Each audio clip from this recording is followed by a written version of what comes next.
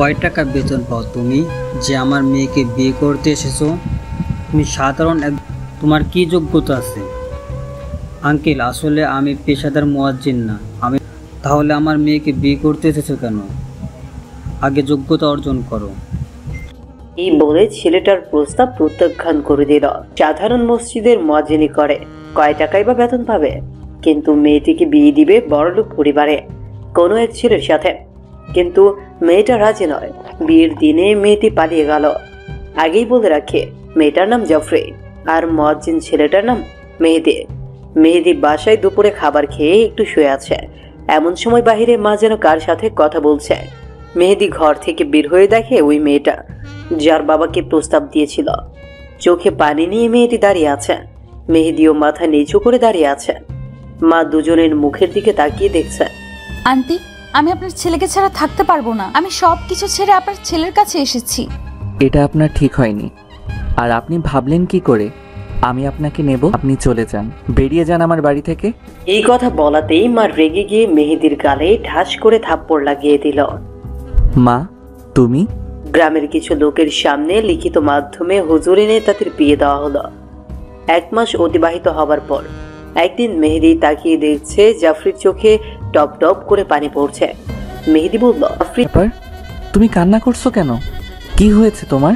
হুজুর আব্বু আম্মুর কথা মনে পড়ছে। জানি ওরা আমাকে কোনোদিনও মেনে নেবে না, কিন্তু আমি কি করব বলুন? বারবার বাবাকে বলেছি হাফিজ ছেলে বিয়ে করব, কিন্তু বাবা কোনো কথা শুনে নাই। বাধ্য হয়ে পালিয়ে আপনার কাছে এসেছি। হুজুর, ডাক্তার হবার খুব ইচ্ছে ছিল, কিন্তু তার হলো না। তুমি কি সত্যি ডাক্তার হতে চাও? আমি আপনার পড়ালেখার খরচ চালাবো। তা কি করে হবে? আপনি যা বেতন পান তা দিয়ে খুব কষ্ট করে চলতে হবে। আমার ডাক্তার হতে হবে না। হবে ইনশাল্লাহ, ভরসা রাখুন। আরে জাফরি, তোর বরকে দেখলাম না তো। কেন? প্রতি মাসে যে অল্প বয়সী একটা ছেলে, দাড়ি টুপি জুব্বা পরা ছেলেটা আসে, ওইটা আমার বর। তোর বর পড়াশোনা করে তো, তাই না? এবার আলিম ফার্স্ট ইয়ার। আলিম ফার্স্ট ইয়ার মানে ইন্টার ফার্স্ট ইয়ার। এই বয়সে কেবল ইন্টারে? কৌমি মাদ্রাসায় দাওরা পড়ছে তো, তাই জেনারেল লাইনে বেশি দূর যায়নি। ওহ, তবে তোর বর হেব্বি। এসে আমার বরকে নজর দিচ্ছিস? আচ্ছা শোন না, কি কয়েকটা আমির হামজার ওয়াজ আর হাফিজুর রহমান সিদ্দিকীর ওয়াজ তোর ফোন দিয়ে ডাউনলোড করে দিবি দোস্ত। আমার ফোন দিয়ে লোড করলেই ফোন হ্যাং হয়ে যায়। গরিব মানুষ তো। বরকে বলবি একটা ফোন কিনে দেবে। অমন করে বলিস না রে, আমার হুজুরটা খুবই কষ্ট করে আমার পড়াশোনার টাকা জোগাড় করার জন্য। কপাল গুনে বর পাইছিস। এই তোর ফোন জ্বলছে। ও, বুঝতে পারি, বর ফোন দিছে। কথা বল, ম্যাচে দেখা হবে তোর সাথে। ওকে। ফোনটা রিসিভ করেই জাফরি সালাম দিল। ওয়ালাইকুম আসসালাম, কেমন আছো? আলহামদুলিল্লাহ ভালো হুজুর। আপনি কবে আসবেন? কেন, 17 তারিখে? না, 13 তারিখে আসতে হবে, কলেজে একটা কাজ আছে। ইনশাল্লাহ। আচ্ছা, আপনাকে ফেসবুকে অ্যাক্টিভ দেখি না কেন? সময় পাই না গো, প্রাইভেট পড়াতে পড়াতে সময় হয় না। ও তাই? ভিডিও কলে আপনার মুখটা দেখতাম, কিন্তু ফোন তো হ্যাং মারে বারবার। পাগলি, আর কয়েকদিনের ভিতরেই তো দেখা হবে। আপনাকে ছাড়া থাকতে কষ্ট হয়। আমারও তো হয়, কিন্তু আপনাকে ডাক্তার হতেই হবে, এতটুকু কষ্ট তো মানতেই হবে, তাই না? তা ঠিক। হুজুর, একটা কথা বলবো? বলো। লজ্জা করছে। বলুন, সমস্যা নাই। আই লাভ ইউ সোনা। নাউজুবিল্লাহ। কেন? আমি ছোট বাচ্চা না যে সোনা হতে যাব। পাগল একটা। আচ্ছা রাখি, এখন ব্যস্ত। 13 তারিখে মেহেদি জাফরির কাছে গেল। গেটের সামনে দাঁড়িয়ে ফোন দিচ্ছে। কই? আসছি, দাঁড়ান, একটু চলবে। মেহেদি দাঁড়িয়ে আছে। এমন সময় জাফরি দৌড়ে এসে মেহেদির সামনে দাঁড়ালো। জাফরি তাকিয়ে দেখছে মাথার চুলগুলো কেমন যেন এলোমেলো। মেহেদির পাঞ্জাবিতে ময়লা, জুতাগুলো ছেঁড়া, যেন সবটাই ফকিরি হাল। আসলে কিছু না, রাস্তাঘাটে কত ময়লা, তাই না? তো পায়ের জুতা ছেঁড়া কেন? দাও তো ওসব কথা। কেন বাদ দেব? একটু ভালো কাপড় পরে আসতে পারেন, আপনাকে নিয়ে ঘুরতে যেতাম। আমাকে নিয়ে ঘুরতে যাবে মানে? তুমি তো সেদিন বললে কাজ আছে, তাহলে ঘুরতে যাবে? আরে কয়েকদিনের জন্য কলেজ বন্ধ, তাই বরকে নিয়ে একটু ঘুরতে যাব, তারপর বাড়িতে কয়েকদিন থাকতাম। হঠাৎ জাফরির একদল বান্ধবী চলে আসলো। জাফরি, এই জাফরি। বল। কি ভাবছিস? না কিছু না, মেহেদি মাথা নিচু করে দাঁড়িয়ে আছে। জাফরি পরিচয় দিতে লজ্জা পাচ্ছে। মেহেদি তা বুঝতে পারলো, তাই মেহেদি মাথা নিচু করে দাঁড়িয়ে আছে। বান্ধবীরা বলতে লাগলো কে? জাফরের বিরুদ্ধে জবাব দিল, আমার স্বামী হয়, বুঝলি তোরা? আমার স্বামী হয় এই হুজুর। তা সেটা ভালোভাবে বলতে পারতিস, শেষমেশ হুজুরের বউ হলি। হুজুরেরা তো মানুষের বাড়িতে মাদ্রাসার নাম করে করে খায়। একদম চুপ, কোনো কথা বলবি না তোরা। তোদের বর কেমন ভালো হয় সেটাই দেখবো। আমরা বেঁচে থাকতে এমন কোনো মোল্লা মানুষকে বিয়ে করব না। এই বলে বান্ধবীরা চলে গেল। মেহেদি দাঁড়িয়ে আছে মাথা নিচু করে, কারণ আমার জন্য জাফরিকে লজ্জা পেতে হচ্ছে। জাফরি এসে মেহেদির কাঁধে হাত দিয়ে বলছে, হুজুর আপনি কোনো টেনশন করবেন না, আমি আপনাকে জীবনের চেয়ে বেশি ভালোবাসি, তাই আমার বর আমার কাছে কখনোই অপরিষ্কার নয়। আপনি আমার সব। হুজুর দাঁড়ান, আমি ব্যাগ গুছিয়ে রেখেছি, ব্যাগটা আনতে যাই। আজ বাসায় যাব, শাশুড়ি আম্মুর খেদমত করার সুযোগ পাবো। জাফরি দৌড়ে যাচ্ছে ব্যাগ আনতে। এমন সময় মেহেদির নজর করে দেখলো একটা ছেলে জাফরির পেছনে পেছনে যাচ্ছে। ছেলেটার নাম নয়ন। এমন সময় মেহেদি বুঝতে পেরে সেও পিছু পিছু গেল। মেহেদি দূর থেকে তাকিয়ে দেখছে ছেলেটা জাফরির হাত ধরেছে, আর জাফরি মাথা নিচু করে দাঁড়িয়ে আছে। মেহেদি দেখার পর ভাবতে লাগলো, জাফরি তো চুপ করেই দাঁড়িয়ে আছে। নজর করে দেখলো জাফরির হাতে একটা চুমু খেলো ছেলেটি। এটা দেখার পর মেহেদি আর দাঁড়িয়ে থাকতে পারলো না, চোখ দিয়ে টক টক করে পানি পড়া শুরু হয়ে গেল। আমার স্ত্রীর হাতে আরেকজন চুমু খাচ্ছে, এটা কি করে সম্ভব? যেখানে একটা পুরুষ একা দেখা করা জায়েজ নাই, সেখানে জাফরির হাতে অন্য একজন পরপুরুষ চুমু খাচ্ছে, এটা তো মানা যায় না। মেহেদি আর কিছু বললো না। যেখানে দাঁড়িয়ে থাকতে বলেছিল মেহেদি গিয়ে ওই জায়গায় গিয়ে দাঁড়িয়ে আছে। মাথা ঘুরতেছে, সবকিছু যেন উলট পালট লাগতেছে। হঠাৎ মেহেদি তাকিয়ে দেখছে জাফরি আসতেছে, মনটা ভার করে। মেহেদি কষ্টটা চাপা রেখে বলল, কি ব্যাপার, মন খারাপ হয়ে গেল নাকি? আচ্ছা হুজুর একটা কথা বলবেন? কি? আপনি আমাকে কখনো ভুল বুঝবেন না তো? এ কেমন কথা? তোমাকে ভুল বুঝতে যাব কেন? আচ্ছা কি হয়েছে বলুন তো। জাফরি আশেপাশে তাকিয়ে দেখছে, দেখে মেহেদির হাতটা ধরে বলছে, কি আশ্চর্য, এত জোরে টানছেন? না, এখানে বেশি থাকা যাবে না, চলুন। জাফরি যতই চেষ্টা করো না কেন, মেহেদির কাছ থেকে তোমাকে আমি আলাদা করবই, কাউকে হতে দিব না তোমাকে, তুমি শুধু আমার। জাফরি আর মেহেদি দাঁড়িয়ে আছে বাসের জন্য। উফ, এত দেরি হচ্ছে কেন বাস আসতে? তোর ব্যাগটা ধরুন তো। দেন। এত গরম পড়েছে, আজ কি করে বাসে বসে যাব? বরফের কাপড় পরেন। বললেন? কই না তো, কিছু বলিনি। কি যেন বললেন? বরফের কাপড়? কিছু না। আচ্ছা আমার কি পর্দা করা হয়নি? না, হয়েছে, খুব ভালো হয়েছে। তাহলে কাপড়ের কি কথা বললেন আপনি? তোমার জন্য একটা উপহার নিয়েছি। কি উপহার দেখি? দাঁড়াও, আগে বাসে উঠি, তারপর দেখাবো। আচ্ছা ঠিক আছে। জাফরির ক্লাসমেটের একটা ছেলে জাফরিকে সবসময় বিরক্ত করে, নাম তার নয়ন। বাবা আমি ওকে ছাড়া বাঁচবো না। জাফরি যতই বিবাহিত হোক তবুও ওকে আমি বিয়ে করব, ওকে ছাড়া বাঁচবো না।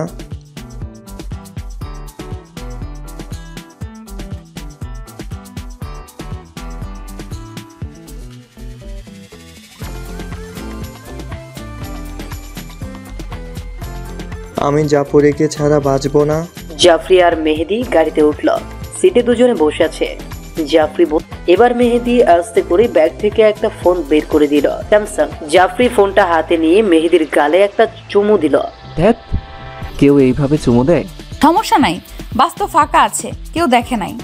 আর দেখুক, নিজের বরকে তো চুমু দিয়েছি, অন্য কাউকে তো দেই নাই। আচ্ছা হুজুর, আপনি কি করে বুঝলেন আমার ফোন দরকার?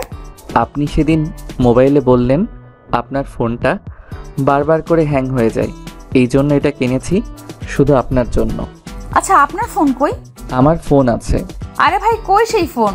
আপনি আমাকে ভাইয়া বললেন। কি বলবো, বউকে ফোন দেখাতে ভয় পাচ্ছেন নাকি ফেসবুকে আমার সতীন জোগাড় করছেন? তুমি কি আমাকে ফেসবুকে অ্যাক্টিভ দেখতে পাও? না তো, দেখা যায় না কেন আপনাকে? আসলে আমার ফোনটা নষ্ট হয়ে গেছে, তাই ফেসবুকে যেতে পারি না। তাহলে আপনি নিজে ফোন না নিয়ে আমাকে দিলেন কেন? কারণ আমি আপনাকে অনেক ভালোবাসি। আপনি আপনার বাবা মাকে ছেড়ে আমার কাছে এসেছেন। আমি জানি আমার অভাব, তাই হয়তো আপনার আসার কথাগুলো আমাকে বলেন না, কিন্তু আমি তো বুঝি। আর আমাকে ফোন নেওয়া লাগবে না, আমার বউটা খুশি থাকলেই আমি খুশি। আমার বউটা ডাক্তার হোক, এটাই আমি চাই। লাইনেও তো অনেক অপেক্ষা করতে হয়, তাই না?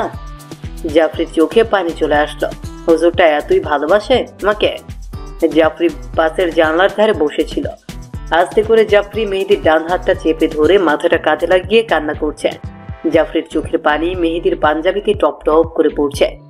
মেহেদি বলল, আরে পাগলি, কান্না করছেন কেন? কি হয়েছে আপনার? আমি আছি তো। মা বাবার কথা মনে পড়ছে হুজুর। ওরা আমাদের বিয়েটা মনে হয় কোনো দিন মেনে নেবে না। ঠিক একদিন মেনে নেবে, দেখিয়েন আমার বিশ্বাস। জাফরিকে জড়িয়ে ধরে মাথায় মুখ লাগিয়ে আছে মেহেদি, আর মাথায় হাত বুলিয়ে দিচ্ছে। কিন্তু দোষ কি করে সম্ভব? আমি ওকে খুব ভালোবাসি, ওকে ছাড়া বাঁচবো না। দোস্ত, অন্যের বউয়ের প্রতি এমন নজর দেওয়া তোর কি ঠিক হচ্ছে বলতো? আর জাফরি তো বিবাহিত, ওর স্বামী আছে। ওদের সংসারটা কি নষ্ট করার তোর ঠিক হবে না? তোরা থাক বা না থাক, আমার ব্যবস্থা আমি করব। দেখ এবার আমি কি করি। মেয়েটি যেন জাফরিকে দেখতে না পারে তার ব্যবস্থা করব। কি করে সেটা দেখেই যা, আস্তে আস্তে কি হয়। জাফরিকে নিয়ে মেহেদি তার বাড়ির সামনে নামলো। জাফরি দৌড়ে গিয়ে তার শাশুড়ি মাকে জড়িয়ে বলল। মেহেদির মা জাফরিকে দেখে খুশি হয়ে গেল। আসলে মা, আমার কলেজ ছুটি, তাই কি করব? এটাই তো আমার বাড়ি, তাই না? জাফরি ঘরে প্রবেশ করলো। ঘরে গিয়ে দেখছে অনেকগুলো ঔষধ। জাফরি ঔষধ দেখে মেহেদিকে ডাক দিয়ে বলল, এগুলো আম্মুর ওষুধ, একটু অসুস্থ। মায়ের অসুখ? আমাকে তো কিছুই বলেননি। কি আর বলবো বলুন, আপনাকে টেনশন দিতে চাই নাই। টেনশন করলে আপনার পড়াশোনার ক্ষতি হবে। যত সব ফালতু চিন্তা আপনার। আপনি বললেন না কেন আম্মুর অসুখ হয়েছে? আরে বললাম তো টেনশন হবে আপনার, তাই। আজীব লোক আপনি, যত সব। মেহেদি জাফরির কাঁধে হাত দিল রাগ করে। জাফরির কাঁধ থেকে হাতটা ঝটকা মেরে ফেলে দিল। মায়াবী হওয়া ভালো, এত মায়াবী ভালো না। আসলে মেহেদি একটু বোকা টাইপের। একটু কেউ যদি কড়া কথা বলে মন খারাপ করে বসে থাকে। প্রায় ঘন্টাখানিক অতিবাহিত হয়ে গেল। মেহেদি জানালার কাছে বসে থেকে নদীতে সাঁতার কাটা হাঁসগুলো দেখছে। জাফরি পেছন থেকে এসে খপ করে মেহেদিকে জড়িয়ে ধরে বলছে, আমার লক্ষ্মী হুজুর, রাগ করছেন বুঝি আমার উপর? কি হলো বাবু, রাগ করছো আমার উপর? আমি কি ছোট বাচ্চা নাকি বাবু হতে যাব কেন? তাহলে কি বলবো? সেটা আপনার ব্যাপার। চোখটা বন্ধ করুন তো। নো, বন্ধ করুন তো। আমি না বলা পর্যন্ত চোখ খুলবেন না, কেমন? আচ্ছা। জাফরি মেহেদির পাঞ্জাবির বোতামগুলো আস্তে করে খুলতেছে। আপনার লক্ষণ ভালো মনে হচ্ছে না, চোখ খুলতেছি। না, চোখ খোলা যাবে না। তাহলে পাঞ্জাবির বোতাম খুলতেছেন কেন? আমার লজ্জা লাগে। থাক, বউয়ের কাছে কিসের লজ্জা? হুজুর, আপনার গায়ে আলাদা একটা সুগন্ধি আছে, আমাকে সেই রোমান্টিক লাগছে। প্লিজ পাঞ্জাবি খুলিয়েন না, আমার লজ্জা লাগছে। ও বাবা, আমার বউ দেখছি সবই জানে। কি হলো, এখনো আসতে? শুনুন, আমি আপনার বউ, আপনার গায়ের পাঞ্জাবি খোলার অধিকার আমার আছে। আর আপনি কি জানেন না স্ত্রীর প্রতি স্বামীর কত কর্তব্য আছে? হাদিসে আছে, স্ত্রীর প্রতি স্বামীর কর্তব্য 1, সামর্থ্য অনুযায়ী স্ত্রীর খোরপোষ তথা ভরণ পোষণ দিতে অবহেলা না করা এবং স্ত্রীর জন্য পৃথক বাসস্থানের ব্যবস্থা করা, যেমন পৃথক একটি কামরা দেওয়া। 2, স্ত্রীকে দিনী মাসাইল শিখাতে থাকা এবং নেক কাজের প্রতি উদ্বুদ্ধ করতে থাকা। স্ত্রীর সাথে সুন্দর আচরণ করা, ভালো ব্যবহার করা, ছোটখাটো বিষয় নিয়ে অহেতুক রাগ না করা, মাহরাম আত্মীয় স্বজনের সাথে মাঝে মধ্যে দেখা সাক্ষাতের সুযোগ দেওয়া। 5, খামাখা স্ত্রীর প্রতি কুধারণা পোষণ না করা এবং তার ব্যাপারে একেবারে উদাসীন না থাকা। 6, খরচের ব্যাপারে মধ্যম পন্থা অবলম্বন করা, কৃপণতা না করা, আবার বেহুদা খরচেরও অনুমতি না দেওয়া। 7, প্রয়োজন অনুপাতে তার মানবিক চাহিদা পূরণ করে তার দিল, দিমাগ ও দৃষ্টিকে গুনাহ থেকে হেফাজতের ব্যবস্থা করা এবং তা সাধারণভাবে সপ্তাহে একবার হওয়া ভালো, আর প্রতি 4 মাসে একবার হওয়া জরুরি। 8, অন্তরঙ্গ মুহূর্তে তার সাথে যেসব কথাবার্তা হয় তা অন্য কারোর নিকট কোনো অবস্থাতেই প্রকাশ না করা। 9, নিজের সামর্থ্য অনুযায়ী তাকে কিছু হাত খরচ দেওয়া এবং তাকে সেই টাকা তার ইচ্ছা অনুযায়ী যে কোনো বৈধ খাতে খরচের অনুমতি দেওয়া। 10, প্রচলিত বিভিন্ন কুপ্রথা ও অনুষ্ঠান যেখানে বেপর্দা বা অন্য কোনো গুনাহ হয়ে থাকে সেখানে যেতে বাধা দেওয়া। 11, তার অসাবধানতা বা বুদ্ধিমত্তার অভাবে কোনো ভুল ত্রুটি হয়ে গেলে তাকে তার অসাবধানতা বা বুদ্ধিমত্তার অভাবে কোনো ভুল ত্রুটি হয়ে গেলে তাতে ধৈর্য ধারণ করা, কখনো শাসন বা সংশোধনের প্রয়োজন দিলে ভারসাম্য বজায় রাখা, ইত্যাদি ইত্যাদি। ও বাবা, আমার বউ দেখছি সবই জানে। জি, এখানে চুপ করে দাঁড়িয়ে থাকুন, আমি একটু আদর করব। হুজুর। জাফরি অন্য ঘরে গেল। অনেক দেরি হচ্ছে কিন্তু জাফরি আসতেছে না। মেহেদি বলছে, আহ, কি হলো, এখনো আসতেছো না? কই গেলে তুমি? জাফরি অন্য ঘর থেকে চিৎকার দিয়ে বলল, দাঁড়ান, আমি আসতেছি, চোখটা খুলবেন না কিন্তু। এতক্ষণ চোখ বন্ধ করে থাকা যায় নাকি? কিছুক্ষণ পর জাফরি আসলো। এসে মেহেদির গায়ে একটা কাপড় পরিয়ে দিল। এই তো আমার বরটাকে সেই কিউটের ডিব্বা লাগতেছে, এবার চোখ খুলুন তো। মেহেদি চোখ খুলে অবাক হয়ে গেল। আরে, এটা তো আমার সেই পছন্দের পাঞ্জাবিটা, যেটা টাকার জন্য কিনতে পারিনি। কিন্তু জাফরি কি করে জানলো এটা আমার পছন্দ? হুজুর, কি ভাবছেন? না, কিছু না তো, কিন্তু এই পাঞ্জাবিটা। অবাক হচ্ছেন তাই তো? আপনার পছন্দ কি করে বুঝলাম? আসলে হুজুর, আপনি যখন বোরকা নিয়ে দেওয়ার জন্য আমাকে নিয়ে মার্কেটে গিয়েছিলেন, তখন আমি নজর করে দেখেছি আপনি ওই পাঞ্জাবিটার দিকে বারবার তাকাচ্ছিলেন। কিন্তু এই কাপড়টার তো দাম বেশি, তুমি টাকা পেলে কই? না মানে। কি মানে মানে করছো? সত্যি বলবো, কিছু মনে করবেন না তো? না, কিছু মনে করবো না, বলো তুমি। আপনি আমাকে প্রতি মাসে হাত খরচের জন্য আলাদা কিছু টাকা দিতেন, সে টাকাগুলো জমিয়েছিলাম। মোট 1800 টাকা জমিয়েছি হুজুর। কেন, আমি বুঝি আমার স্বামীকে কিছু উপহার দিতে পারি না? আমি যখন ডক্টর হব তখন অনেক কিছু আপনাকে উপহার দিব। আর শুনুন, কালকে বাজারে যাব, আপনার পায়ের জুতা কিনতে হবে। আমি ঠিক বুঝেছি, আমার পড়াশোনার খরচ চালাতে গিয়ে ভালো জুতা কিনতে পারেননি। যেই লোক ফেসবুক না চালিয়ে থাকতে পারে না, সেই লোক অনেক দিন ধরে ফেসবুকে ঢুকতে পারে না, শুধু মোবাইলের জন্য। আমার ফেসবুক এবং টাচ মোবাইলের দরকার নাই গো, তুমি কি করে ভালো থাকো সেটাতেই আমার খুশি। হুজুর, একটা কথা বলি। বলেন। শরম লাগে। বলুন। আপনাকে একটা কিস করব? না, দরকার নাই। কোনো কথা না। প্লিজ এগোবেন না। না, কোনো কথা নয়, একদম চুপ করে থাকুন। আমার ভয় লাগে। একজন মানুষদের কিসের ভয়, তাও আবার নিজের বউয়ের কাছে? Please please. ইস, এত জোরে কেউ ঠোঁটে কামড় দেয় নাকি? বাপরে, পুরো ঠোঁটটা লাল হয়ে গেল। এতে কি আমার কোনো গুনাহ হয়েছে হুজুর? নিজের বরের ঠোঁটে কামড় দিয়েছি, কোনো পরপুরুষের না। আমাকে ভয় লাগে তো তাই। আচ্ছা শুনি, কিসের ভয় লাগে আপনার? না, কিছু না। আপনার পাঞ্জাবির বোতামটা খুলুন, একটু দরকার আছে। কেন, আবার কি করবেন? দরকার নাই। না, বেশি কিছু করব না, খুলুন তো। মেহেদি আস্তে করে পাঞ্জাবির বোতামটা খুলে দাঁড়িয়ে রইল। জাফরি মেহেদির কাছে গেল। ঠিক বুক বরাবর জাফরি তার মুখটা লাগিয়ে দিয়ে কি যেন আস্তে আস্তে পড়তেছে। কয়েকবার পড়ার পর মেহেদির বুকে ফু দিয়ে বাম পাশে হার্টের উপর একটা চুমু দিল। মেহেদি জিজ্ঞেস করলো, কি এমন দোয়া পড়ে ফু দিলেন শুনি? হুজুর, আমাদের মেডিকেলে একটা হাফেজা আপু আছে, তার সাথে খুব ভালো সম্পর্ক, তার কাছে অনেক দোয়া শিখেছি। আমার হুজুরের দিকে কোনো মাইয়া যেন কুনজর না দেয়। আমি এতটাও সুন্দর না যে মেয়েরা আমাকে বদনজর দেবে। বিপদ কি বলে কয়ে আসে হুজুর, যদি কারো বদনজর লেগে যায়? কিন্তু আমার উপর কার বদনজর লাগবে শুনি? ঠিক আছে, তাহলে শুনুন। হাদিসে রয়েছে, কারোর উপর যদি বদনজর লাগে তাহলে সূরা নাস ও সূরা ফালাক পড়ে ফু দিয়ে দিবেন।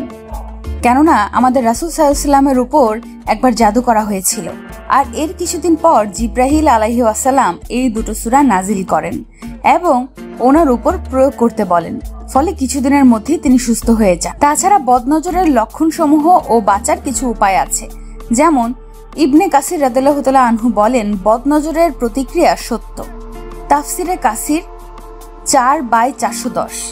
ইবনে হাজার রাদিয়াল্লাহু তাআলা আনহু বদনজরের সংজ্ঞা দিতে গিয়ে বল, বদনজর বলতে বোঝায় কোনো উত্তম বস্তুকে খারাপ কোনো লোক হিংসার নজরে দেখে, যার কারণে উক্ত বস্তুর ক্ষতি সাধন হয়। ফাতলু বাড়ি 10/200। জিনের বদনজর মানুষকে লাগতে পারে। উদাহরণ হিসেবে দুটি হাদিস খেয়াল করুন। 1, আবু সাইদ খুদরি রাদিয়াল্লাহু তাআলা আনহু থেকে বর্ণিত, রাসূলুল্লাহ সাল্লাল্লাহু আলাইহি ওয়াসাল্লাম আগে দোয়া করার সময় প্রথমে জিনের বদনজর থেকে পানা চাইতে বলতেন, তারপর মানুষের নজর থেকে পানা চাইতে বলেছেন। পরে সূরা নাস ফালাক নাজিল হওয়ার পর এই দুটি দিয়ে দোয়া করতেন। তিরমিজি, ইবনে মাজাহ। 2, উম্মে সালামা রাদিয়াল্লাহু তাআলা আনহু থেকে বর্ণিত, রাসূল সাল্লাল্লাহু আলাইহি ওয়াসাল্লাম ওনার ঘরে এক বালিকাকে দেখলেন যার চেহারায় বদ নজরের আলামত ছিল। রাসূল সাল্লাল্লাহু আলাইহি ওয়াসাল্লাম বললেন, এর জন্য রুকায়া করো, একে জিনের বদনজর লেগেছে। বুখারী মুসলিম। বদনজর লাগার কিছু আলামত: 1. শরীরে জ্বর থাকা কিন্তু থার্মোমিটারে ধরা না পড়া। 2. কোনো কারণ ছাড়াই কান্না আসা। 3. প্রায় সময় কাজে মন না বসা, নামাজ, জিকির, ক্লাসে মন না বসা। 4. প্রায়শই শরীর দুর্বল থাকা, ক্ষুধা মন্দা, বমি বমি লাগা। 5. চেহারা ধূসর বা হলদে হয়ে যাওয়া। 6. বুক ধরফর করা, দম বন্ধ, অস্বস্তি লাগা। 7. অহেতুক মেজাজ বিগড়ে থাকা। 8. আত্মীয় স্বজন বা বন্ধুদের সাথে দেখা হলেই ভালো না লাগা। 9. মেয়েদের ক্ষেত্রে অতিরিক্ত চুল পড়া, চেহারার মাঝে পরিবর্তন চলে আসা। 10. পেটে বারবার সমস্যা হওয়া। 11. বিভিন্ন সময় অসুখ লেগে থাকা, যা দীর্ঘদিন চিকিৎসাতেও ভালো হয় না। 12. হাতে পায়ে মাঝে মধ্যেই ব্যথা করা, পুরো শরীরে ব্যথা দৌড়ে বেড়ানো। 13. ব্যবসায় ঝামেলা লেগে থাকা। 14. আপনি যে কাজে অভিজ্ঞ সেটা করতে গেলেই অসুস্থ হয়ে যাওয়া। 15. কিটমিটে মেজাজ থাকা। এবার বদনজরের চিকিৎসা জেনে নিন। প্রথম পদ্ধতি, রোগীর মাথায় হাত রেখে এই দোয়াগুলো পড়বে। পড়া শেষে রোগীর গায়ে ফু দিবে। এরপর কয়েকবার করবে। প্রথম দুটি দোয়া মুসলিম শরীফের 2 হাদিস থেকে নেওয়া। রাসূল সাল্লাল্লাহু আলাইহি ওয়াসাল্লাম অসুস্থ হলে জিবরাইল আলাইহিস সালাম এইসব দোয়া পড়ে ঝাড়ফুঁক করতেন। তৃতীয় দোয়াটি বুখারী মুসলিম উভয়টাতেই আছে।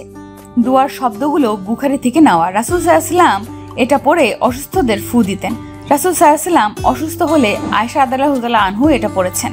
দ্বিতীয় পদ্ধতি, ব্যথা থাকলে সেই জায়গায় হাত রেখে অথবা মাথায় হাত রেখে 3 বার করে সূরা ফাতিহা, ইখলাস, নাস, ফালাক পড়বেন। এরপর সেখানে ফু দিবেন। সমস্যা বেশি হলে এইভাবে রুকায়া করার শেষে এই সূরাগুলো পড়ে পানিতে ফু দিয়ে গোসল করবেন। সমস্যা ভালো হওয়া পর্যন্ত প্রতিদিন করা উচিত। ব্যথা থাকলে এইসব পড়ে তেলে ফু দিয়ে প্রতিদিন মালিশ করতে পারেন।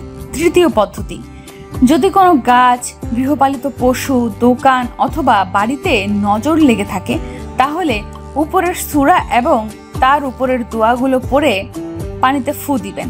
এরপর ওই পানিটা গাছে, ঘরে, পশুর গায়ে ছিটিয়ে দিবেন। চতুর্থ, 1.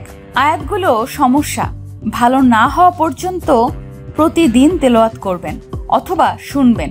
সরাসরি শোনা সম্ভব না হলে অডিও রেকর্ড করবেন। এইভাবে প্রতিদিন কমপক্ষে 2-1 বার শুনুন। আরো বেশি শুনলে বেশি ফায়দা। 2. আর সম্ভব হলে প্রতিদিন নইলে একদিন পর পর পড়া পানি দিয়ে গোসল করবেন একদম সুস্থ হওয়া পর্যন্ত। গোসলের নিয়ম পদ্ধতি, একটা বালতিতে পানি নেবেন, তারপর ওই পানিতে 2 হাত ডুবিয়ে নিচের জিনিসগুলো পড়বেন। যদি টয়লেট আর গোসলখানা একসাথে হয় তাহলে এইসব অবশ্যই বাহিরে এনে পড়তে হবে। কোনো দরুদ শরীফ 7 বার, ফাতিহা 7 বার, আয়াতুল কুরসি 7 বার, 3 কুল, ইখলাস, ফালাক, নাস প্রত্যেকটা 7 বার। শেষে আবার দরুদ শরীফ 7 বার পড়ার পর হাত উঠাবেন এবং পানি দিয়ে গোসল করবেন। প্রথমে এই পানি দিয়ে গোসল করলেন, পরে অন্য পানি দিয়ে ভালো মতো করবেন, সমস্যা নেই। যার সমস্যা সে যদি পড়তে না পারে তাহলে অন্যজন পানিতে হাত রেখে পড়ে দিবে, এরপর গোসল করবেন। বদনজর থেকে বাঁচার জন্য কি করব? 1. সর্বদা আল্লাহর জিকির করবে, উদাহরণ আগের পূর্বে দেওয়া হয়েছে। 2. হাদিসে বর্ণিত সকাল সন্ধ্যা দোয়াগুলো পড়বে, বিশেষত বিসমিল্লাহিল্লাজি এটা আর 3 কুল 3 বার। 3. মেয়ে হলে অবশ্যই পর্দার অভ্যাস করবে। 4. আর বাচ্চাদের ক্ষেত্রে উচিত হলো মাঝে মধ্যে সূরা ফালাক, নাস পড়ে বাচ্চাদেরকে ফু দিবেন। রাসূল সাল্লাল্লাহু আলাইহি ওয়াসাল্লাম এমনটা করেছেন। 5. এই দোয়া সকাল সন্ধ্যা কয়েকবার পড়ে বাচ্চাদের ফু দিয়ে দিবেন, নিজের জন্যও পড়বেন। আল্লাহ আমাদেরকে হেফাজত করুন। মেহেদি বলল, আমিন। হঠাৎ জাফরির ফোনটা বেজে উঠল। জাফরি ফোন হাতে নিয়ে আছে বাট রিসিভ করছে না। মেহেদি বলল, কি হলো? ফোনটা রিসিভ করো। জাফরি সংকোচ ভাবে ফোনটা রিসিভ করলো। হাই সোনা। কেন ফোন দিছেন আপনি? তোমাকে ভালোবাসি তাই। পরে কথা বলবো। তোমার সেই ভিখারি বরটা আছে তাই না? আরে ওরা হুজুর মসজিদ মাদ্রাসায় ভিক্ষা করেই ওদের দিন শেষ। এই যে শোনেন, যা বলার আমাকে বলেন, আমার বরকে নিয়ে কিছু বলবেন না। প্লিজ সোনা, এমন করিও না। ওই ছেলেটা ফোন দিয়েছিল তাই না? জ্বালিয়ে মারছে। ভয় পেও না, আমি তোমাকে বিশ্বাস করি। ওকে, নো প্রবলেম। কি রে, তোর ফোনটা মুখের উপর কেটে দিবে দেখ, একদিন ঠিকও আমার হবে, হতেই হবে। পারলে ওই ভিখারিটাকে মেরে ফেলবো। দোস্ত, যা করবি দেখে শুনে কর, আমার মতে কারুর ক্ষতি না করাই ভালো। বেশি কথা বলিস না, এমনভাবে মেরে দেব কেউ বলতেও পারবে না, বুঝলি? আর যতদূর জানি ছেলেটা অনেক গরিব, নয়তো 10 লাখ টাকা দেবে জাফরিকে ছেড়ে দেওয়ার জন্য। সব কিছু কি টাকা দিয়ে হয়? যদি ছেলেটা রাজি না হয়, রাজি না হলেই খালাস করে দেব। জাফরি একটা বড় লোকের মেয়ে, গরিব স্বামীর বাড়িতে আছে সে। খাবারের সময় হয়েছে। জাফরি তাকিয়ে দেখছে আলু ভর্তা আর শুটকি ভর্তা, কিন্তু জাফরি এসব খেতে পারে না। জাফরি তাকিয়ে দেখছে তার শাশুড়ি ডিম ভাজি করতেছে। মা কি করছো? তো আমার জন্য ভাজতেছো, তোমার আর হুজুরের কই? এই কথা শোনার পর জাফরি পেছন দিয়ে শাশুড়ি মায়ের গলা জড়িয়ে ধরে বলছে, না মা, ওরা আমাকে ফোন দেয় না। আমি ফোন দিলে বাবা মা কেউ কথা বলে না। কি করব মা বলো? এখন তুমিই আমার একমাত্র মা। হুজুর আর তুমি ছাড়া আমার কেউ নাই। একা একা আম্মুর আদর খাচ্ছেন? মা গো, তুমি তো দেখছি আমার থেকে জাফরিকে বেশি ভালোবেসে ফেলেছ। কি আপনার হিংসে হয়? হুম, সত্যি ঠিক বলেছো মা। ও আমায় একদম সহ্য করতে পারে না, শুধু হিংসে করে। মা তুমিও? খাওয়া দাওয়ার শেষ হওয়ার পর জাফরি ঘরে বসে হা করে আছে, কারণ মেয়েটা ঝাল লেগেছে। মেহেদি জাফরির দিকে তাকিয়ে হাসতেছে। ওই পটল আমাকে দেখে হাসছেন কেন? আমাকে প্রচন্ড ঝাল লেগেছে। জাফরি কিছু বুঝে ওঠার আগেই মেহেদি জাফরির হাত ধরে টান দিয়ে মুখে কিস করলো।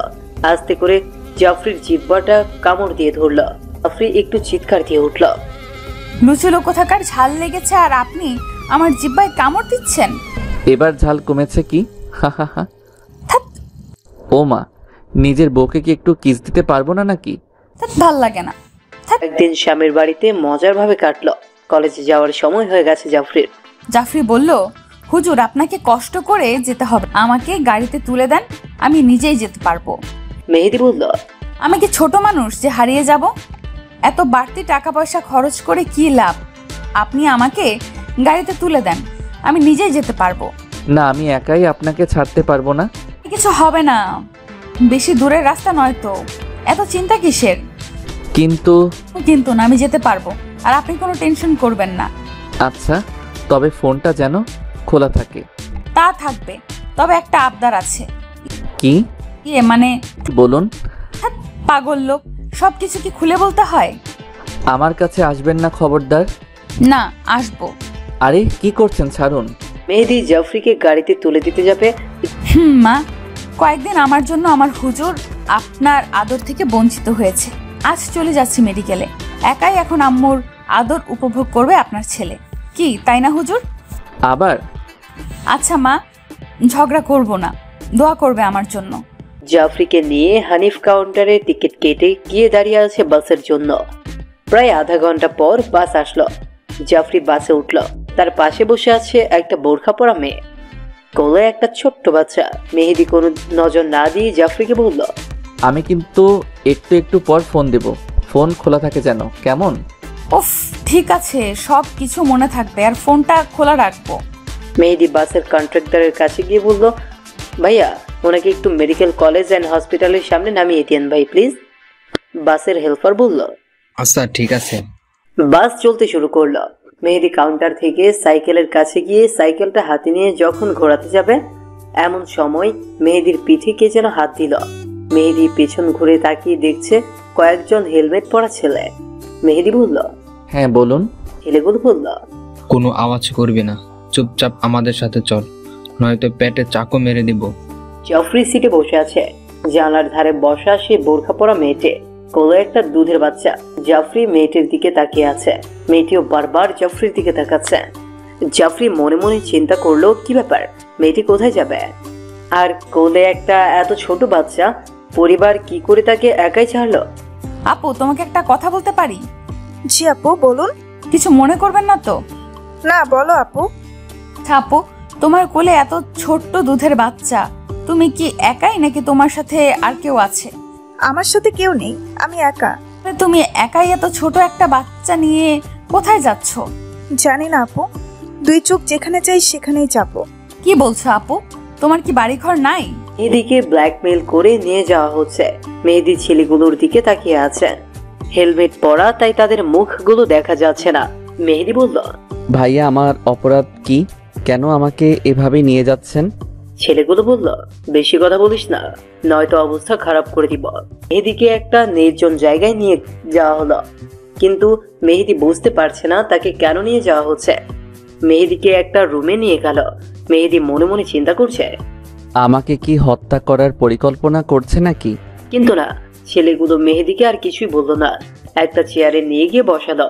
চেয়ারে কিছু নাস্তা পানির ব্যবস্থা করা আছে। মেহেদি বলল, আপনারা আমাকে এখানে নিয়ে আসার কারণ কি জানতে পারি? একজন ছেলে বলল। হঠাৎ বাহির থেকে মোটরসাইকেলের আওয়াজ আসলো। মেহেদি চেয়ারে বসে আছে। একটা ছেলে আসলো, চোখে চশমা পরা, দেখতে বোঝা যাচ্ছে বয়সে মেহেদির বড়। আসসালামু আলাইকুম। ওয়ালাইকুম আসসালাম। হুজুর, আমার নাম নয়ন। আপনাকে আমি চিনি। তাই নাকি? কোথায় দেখেছেন? কলেজে। আচ্ছা, আপনিও কি পড়াশোনা করেন? জি। কোন ইয়ারে? আমি এবার এসএসসি দেব। এত বাড়ি বয়সে এসএসসি দিবেন? আমি মাদ্রাসায় পড়েছি, তাই জেনারেল এগোতে পারিনি। গুড, ভালো করে পড়াশোনা করেন। তবে হুজুর, আপনাকে একটা প্রস্তাব দিচ্ছি, আপনার অভাব দূর হয়ে যাবে, আপনার কোনো কষ্ট থাকবে না। কারণ আমি চাই আপনি হুজুর মানুষ, তাই আপনাকে সম্মান দিয়ে এখানে নিয়ে আসা। আচ্ছা, আপনার বয়স কত? 21 বছর। তাহলে তুমি আমার ছোট ভাইয়ের মতোই, তোমার আমি ভালো চাই। নয়ন তার একটা বন্ধুকে বলল, ব্যাগটা নিয়ে আয়। জাফরিকে তালাক দিতে হবে, তাই তো? ঠিক তাই, একদম ঠিক ধরেছো। আমি জাফরিকে তালাক দিব, ছেড়ে দেব ওকে। তোমার বাড়িঘর নাই মানে? জি আপু, বাচ্চা তাহলে কার এটা? আমার স্বামীর, কিন্তু উনি আমাকে তালাক দিয়ে বাড়ি থেকে বের করে দিয়েছে। কি বলছো এসব? জি আপু। একটু খুলে বলো তো কি হয়েছে। আপু, আমি যখন ছোট ছিলাম আমার দাদি আমাকে এতিমখানা মহিলা মাদ্রাসায় ভর্তি করে দেয়, কারণ জন্মের পর থেকে মায়ের মুখ দেখতে পারি নাই। মহিলা মাদ্রাসায় থেকে কষ্ট করে কোরআনের হাফেজা হয়েছি, কিন্তু টাকার অভাবে কিতাবখানায় পড়তে পারিনি। আমার দাদি আমাকে একটা ছেলের সাথে বিয়ে দেয়, তখন আমার বয়স 12 বছর। কিন্তু যার সাথে বিয়ে দেওয়া হয়েছে ওই লোকটা খুব বাজে মানুষ। প্রেম ভালোবাসা তেমন কিছু বুঝতাম না, প্রতি রাতে নির্যাতন সইতে পারতাম না, তাই বারবার তাদের বাড়িতে পালিয়ে যেতাম। কিন্তু লোকটা আমাকে প্রতিদিন নির্যাতন চালাতো, দাদির বাড়ি থেকে টেনে হিচড়ে নিয়ে আসতো। যদি আমার বাবা মা বেঁচে থাকতো তাহলে আমার আর এরকম হতো না। প্রায় 2 বছর ধরে ওনার নির্যাতন সহ্য করে এসেছি। আজ উনি নিজের ইচ্ছায় তালাক দিয়ে আমাকে আমার মেয়েকে বাড়ি থেকে বের করে দিয়েছে। এই 14 বছর বয়সে এর মা হয়েছো আপু, তোমার তো কেউ নাই, তাই তো তুমি আমার সাথে থাকবে কেমন?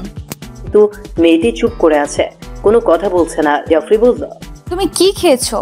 মেয়েটি মাথা নেড়ে বলল, কিছু খাই নাই। বাসটা এক জায়গায় 10 মিনিটের জন্য দাঁড়ালো। জাফরি নেমে দোকানে কিছু খাবার কিনতে গেল মেয়েটার জন্য। জাফরি খাবার কিনে বাসে উঠল। এমন সময় সিটে তাকিয়ে দেখছে মেয়েটি নেই। অন্যদিকে, গুড, ভেরি গুড। আপনি এটা ভাবলেন কি করে আমি জাফরিকে তালাক দেব? আপনারা বড়লোক মানুষ, সেটা আমরা জানি, কিন্তু আমাদের ভালোবাসা টাকার কাছে কখনো বিক্রি হয় না। জাফরি আমাকে ভালোবাসে আর আমিও জাফরিকে ভালোবাসি, সুতরাং আমরা হালালভাবে বিবাহ করেছি। আমরা দুজন স্বামী স্ত্রী। আমাদের দুজনের ভিতর আপনি কখনো আসবেন না, পরিষ্কার করে বলে দিলাম। আর হ্যাঁ, টাকা দেখাচ্ছিলেন আমাকে, সব কিছু টাকা দিয়ে কেনা যায় না, মাথায় রাখবেন। এই বলে যখন মেহেদি বের হতে গেল, এমন সময় মেহেদির মাথায় রড দিয়ে এত জোরে বাড়ি দেওয়া হলো, সাথে সাথে জমিনে পড়ে গেল মেহেদি। গোটা দুনিয়া যেন ঘুরছে, মাথার ভেতরে কেমন যেন একটা বিকট শব্দ হচ্ছে, সবকিছু যেন ভোলা দেখাচ্ছে, মাথা দিয়ে রক্ত বয়ে পড়তেছে।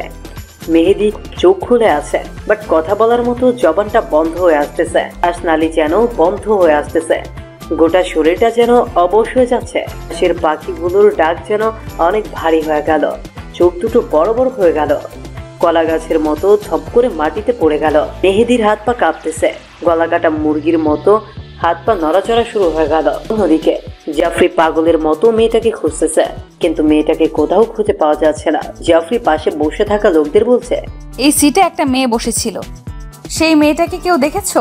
কেউ কিছু বলতে পারছে না। মেয়েটা কোথায়? একজন মহিলা বলল, আমি দেখলাম মেয়েটি বাস থেকে নেমে চলে গেছে। জাফরি তাড়াতাড়ি বাস থেকে নেমে চারদিকে তাকালো, মেয়েটি কোথাও নাই।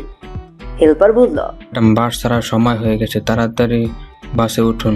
জাফরি ভারাক্রান্ত মন নিয়ে বাসে উঠল।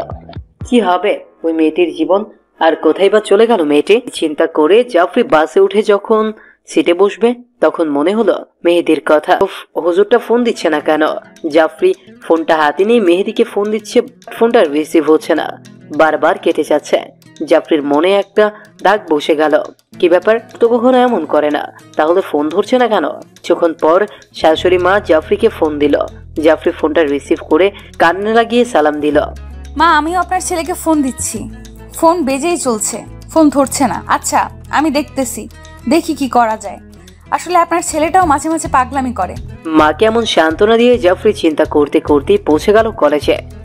বিকেল গড়িয়ে আসলো, আবার মেহেদির ফোনে ফোন দিল। এবার ফোনটা বন্ধ দেখাচ্ছে। এবার জাফরির মনে একটা দাগ লেগে গেল। জাফরি টেনশনে পড়ে গেল। জাফরি তাড়াতাড়ি শাশুড়ি মাকে ফোন দিল। ফোনে শুনতেছে শাশুড়ি মায়ের কান্নার আওয়াজ। জাফরি বলল, মা কি হয়েছে, কান্না করছেন কেন? জাফরি টেনশনে পড়ে গেল। জাফরির একটা খুব ভালো বান্ধবী ছিল, নাম নাসরিন। জাফরি নাসরিনকে গিয়ে বলছে, দোস্ত, আমার হুজুর ফোন ধরছে না, ফোন বন্ধ, জানি না উনি কোথায় আছে, আর আমার শাশুড়ি মা কান্না করছে। কি করব দোস্ত বলতো, একটু তাড়াতাড়ি কর, ওনার কিছু হয়ে গেলে আমি বাঁচবো না রে। নাসরিন তাড়াতাড়ি গাড়ি আনলো, বের হচ্ছে, আবার যাবে বাড়িতে। এমন সময় নয়ন জাফরির সামনে এসে দাঁড়ালো। জাফরি কোথায় যাও? আমার পথ ছাড়ুন। যদি না সারি কি করবে তুমি? রাস্তা ছাড়ুন বলছি। না, ছাড়বো না। জাফরি দেখো, তোমাকে ছাড়া আমি বাঁচবো না, প্লিজ আমাকে ছেড়ে কোথাও যাবে না। নয়ন, রাস্তা ছেড়ে দে বলছি, নয়তো কি করবি তুই? নয়ন, কি করতে পারিস সেটা তুই ভালো করেই জানিস, রাস্তা ছেড়ে দে। না, ছাড়বো না। জাফরির সাথে আমার কিছু কথা আছে। কোনো পরপুরুষের অধিকার নেই কোনো মেয়ের এইভাবে রাস্তা আটকানো। আর একবার যদি জোর করিস, আমার বাবাকে সবকিছু বলে কিন্তু ভুলে যাস না, তোর বাবা আমাদের অফিসের ম্যানেজার, বাপের চাকরি খেতে না চাইলে সর বলছি। এই কথা বলতেই নয়ন রাস্তা ছেড়ে দিল। জাফরি আর নাসরিন চলে গেল। কিন্তু দুর্ভাগ্য, মেহেদিকে কোথাও খুঁজে পাওয়া গেল না। শুধু মেহেদির সাইকেলটা টিকিট কাউন্টারের পাশে দাঁড় করানো, কিন্তু মেহেদি নাই। অভিযোগ দায়ের করা হলো থানায়, কিন্তু না, মেহেদির কোনো খবর পাওয়া গেল না। গ্রামে একটা হইচই পড়ে গেল, মেহেদি নিখোঁজ। সবাই মেহেদির ভালো ভালো গুণ আলাপ আলোচনা করা শুরু করে দিল। এই ছেলেটা এত ভদ্র ছিল, মাদ্রাসায় পড়তো, কিন্তু ছেলেটা কোথায় হারিয়ে গেল, কোথাও খুঁজে পাওয়া গেল না। আর এইদিকে মেহেদির মা মেহেদির সুখ সইতে না পেরে হার্ট অ্যাটাক করলো। কিন্তু হাসপাতালে নিয়ে যাওয়ার আগেই মা দুনিয়ার জমিন থেকে বিদায়। জাফরিকে আর কত সহ্য করতে হবে? শাশুড়ি মা মারা গেল, একদিকে স্বামী নিখোঁজ। কি আছে জাফরির ভাগ্যে? তার কি ডাক্তার হওয়া হবে, নাকি সে স্বামীকে হারিয়ে অন্য কাউকে জীবন সঙ্গী করে বেছে নিবে? কি আছে জাফরির কপালে? কারণ স্বামী নামক ছায়াটুকু নাই। বেঁচে আছে নাকি মরে গেছে জাফরি কিছুই জানে না। 1 বছর, 2 বছর, 3 বছর, এইভাবে 7 বছর অতিবাহিত হয়ে গেল। 7 বছর সময় অতিবাহিত হয়ে গেল, কিন্তু মেহেদি নামক ছেলেটার কোনো খোঁজ পাওয়া গেল না। জাফরি এখন 7 বছরে অনেক বড় ডাক্তার হয়ে গেছে। অনেক জায়গায় বিয়ের প্রস্তাব আসে। বান্ধবীরা বারবার করে বোঝায় মেহেদি হয়তো বেঁচে নেই, কেউ মেরে ফেলেছে। যদি বেঁচে থাকতো তাহলে হয়তো তোর কাছে এতদিন আসতো। এইভাবে জাফরির বান্ধবীরা জাফরিকে বোঝাতে লাগলো। জাফরির মা বাবা বারবার করে বোঝাচ্ছে, যা হবার হয়ে গেছে মা, কালকে তোকে ছেলে দেখতে আসবে, আবার নতুন করে শুরু কর। শুধু কি মেহেদির স্মৃতি নিয়ে বেঁচে থাকবে? আচ্ছা মা, তোমাকে একটা কথা বলি, তোমরা আমার আর হুজুরের বিয়েটা মেনে নিতে পারোনি। আজকে 7 বছর হয়ে গেল, ওনার কোনো খোঁজ নেই। এখন যদি উনি ফিরে আসে তাহলে কি তুমি মেনে নিবে আমাদের দুইজনের? প্রশ্নে মা চুপ করে রইল। কি হলো মা, চুপ কেন? উত্তর দাও। জানি তুমি এড়িয়ে যাচ্ছ। তোমরা এখনো মেনে নিতে পারবে না, কারণ উনি গরিব মানুষের সন্তান বলে। কিন্তু মা, ভালো করে শুনে নাও, উনি যতটা ভালোবাসা, যতটা আমাকে বুঝেছে, আমি ওনাকে কোনোদিন ভুলতে পারবো না। আই লাভ ইউ হুজুর, আই লাভ ইউ হুজুর, আই লাভ ইউ হুজুর। জানো মা, আমার স্বামীকে ভালোবাসি, কোনো পর পুরুষকে বাসি না। ভালোবাসা পবিত্র। আমার মোনাজাত আমার আল্লাহ ঠিক একদিন কবুল করবে। কেন? জাফরির চাকরিটা সরকারি, আর চাকরির মাঝে মাঝে বাইরের দেশে যেতে হয়। জাফরি বাইরের দেশে যাবে মুম্বাই চিকিৎসা দেওয়ার জন্য, কারণ তার চাকরিটা সরকারি। তাদের ব্যাচে 17 জন ডাক্তার বাংলাদেশ থেকে মুম্বাই পাঠিয়ে দেওয়া হচ্ছে। তার ভেতরে জাফরি একজন মেধাবী ডাক্তার। সরকারিভাবে তারা চলে যাচ্ছে মুম্বাই। সাথে তার ভালো বান্ধবী নাজরিন আছে। প্লেনে বসে আছে দুজনে একসাথে। হ্যাঁ রে জাফরি, তোর ব্যাগে সাদা কাপড়টা কার? তুই জানি কি করবি? না, এমনি বললাম রে দোস্ত, যদি সমস্যা থাকে বলিস না, থাক। কেন বলবো না বল, তুই তো আমার সুখ দুঃখের সাথী। তাহলে এটা কার জুব্বা? এটা আমার হুজুরের পাঞ্জাবি। তা ঠিক, কিন্তু তোর কাছে সবসময় রাখিস কেন? যতক্ষণ এই জুব্বাটা আমার কাছে থাকে ততক্ষণ আমি আমার নাকের কাছে আমার হুজুরের গায়ের গন্ধ পাই। আহ, তোর কথা শুনে চোখে পানি চলে আসলো রে। আসলে রিয়েল ভালোবাসাগুলো এমনই হয় বুঝি। 6 থেকে 7 বছর হতে চলছে, তারপরে তুই ওকে ভুলিস নাই। বিশ্বাস কর, আমি ওনাকে ভুলতে পারবো না, কারণ ওনার কাছে আমি পেয়েছি স্বার্থহীন ভালোবাসা, যে ভালোবাসায় কোনো ভেজাল ছিল না। উনি যদি এই দুনিয়াতে নাও থাকে তবুও আমি ওনার জন্য সারা জীবন এইভাবেই কাটিয়ে দিব, কারণ আমি ওনাকে চিরকালের জন্য পেতে চাই। আল্লাহ একদিন ঠিক কবুল করবে। আচ্ছা জাফরি, আমি প্রায় শুনতে পাই হুজুরেরা নাকি বউকে খুব ভালোবাসে। তোকে হয়তো খুব ভালোবাসছে, তাই ভুলতে পারিস না। জানিস, হুজুর আমার মনটা খুব সহজেই বুঝতো। আর কলেজ থেকে যখন বাড়িতে আসতাম আমার মাথার উকুন তিনি তুলে দিতেন, মাথায় তেল দিয়ে আশ্রিয়ে দিত, মনের মতো করে আমার মাথার চুল সাজিয়ে তুলত। দুঃখ কষ্ট উনি ভাগ করে নিতেন। শুধু কি তাই, একসাথে খেতে বসলে আমি যখন গোস্তর হাড্ডি খেয়ে চুষে রাখতাম, ওই হাড্ডি তিনি মুখে নিয়ে আবার চুষতেন। এই যে দেখ, আমার পায়ের তলায় 1000 বার হুজুরের চুমু। ওরে বাবা, তাই নাকি? কি করব বল, ওনাকে ভুলে অন্য কাউকে বিয়ে করতে আমি পারবো না। আচ্ছা, হুজুরেরা তো বউয়ের পাগল হয় কেন?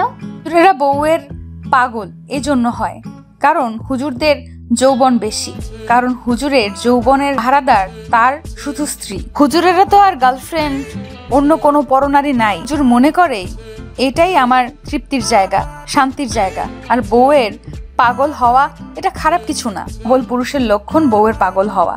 আর দ্বিতীয় কথা হলো, বাংলাদেশের যত হার্বাল যৌন রোগের চিকিৎসা হয় সবগুলো সাধারণ মানুষকে দেখা যায় বেশি, হুজুরদের পাওয়া যায় না বললেই চলে। কেন পাওয়া যায় না জানেন? কারণ হুজুরেরা যৌবনটাকে হেফাজত করতে জানে। কারণ এই যৌবনটা আপনার স্ত্রীর হক। আপনি যদি হস্তমৈথনের মাধ্যমে তা নষ্ট করে ফেলেন, ধরে নেন আপনি আরেকজনের হক নষ্ট করলেন। হস্তমৈথুন করলে 2টা গুনাহ হবে। 1, কবিরা গুনাহ তো হবেই। 2, আপনি আরেকজনের হক নষ্ট করলেন, তার গুনাহও আপনি পাবেন। এখন যদি বলেন তোরই ভাই হুজুরেরা যদি এতই ভালো হয়, হুজুরেরা ধর্ষণ করে কেন? তাদের উত্তরে আমি বলবো, ধান থাকলে 2-1টা পাতান থাকেই। হুজুরের মান ঠিকই থাকবে, ধ্বংস হবে ওরা যারা হুজুর সেজে ভণ্ডামি করে। হ্যাঁ, এটাও সত্য, আপনি স্ত্রীর কাছে যতটুকু তৃপ্তি পাবেন এমন তৃপ্তি জিনা ধর্ষণ করতে গিয়েও পাবেন না, কারণ হারামে আরাম নাই। সরি ভাই, আমি অবিবাহিত, নারী সম্পর্কে অভিজ্ঞতা নাই। তবে ওস্তাদেরা জিনা সম্পর্কে বোঝানোর জন্য এমন কথাগুলো তুলে ধরেন। রইল আরেকটা কথা, অনেকের বউ থাকার পরেও অন্য মহিলার সাথে জিনা করে কেন? আমি এটার উত্তর বলতে চাই, কারণ তার যৌবন বেশি, এজন্য জিনা করেছে। কারণ যে লোকটা জিনা করলো তাকে গিয়ে তুমি বলো বউ আছে তারপরও জিনা করলে কেন?